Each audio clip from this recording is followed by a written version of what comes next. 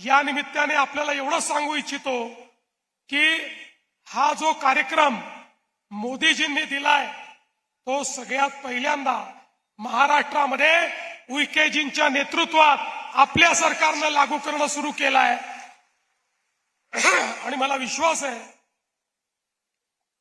पुढच्या 3 वर्षामध्ये आपण आदिवासी समाजाच्या जीवनामध्ये आमूलाग्र परिवर्तन या महाराष्ट्रामध्ये घडवल्याशिवाय राहणार नाही।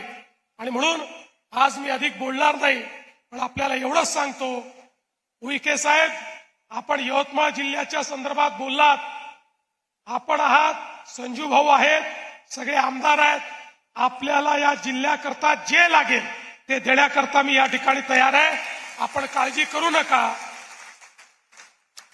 मी सगळा महाराष्ट्रच दत्तक घेतलाय, त्यामुळे यवतमाळ जिल्हा त्याच्यामध्ये आहेच आणि म्हणून यवतमाळ जिल्ह्याकरता जी जी मागणी आपण कराल ती पूर्ण करण्याचं आश्वासन या ठिकाणी मी आपल्याला देतो आणि माझं बोलणं संपवतो।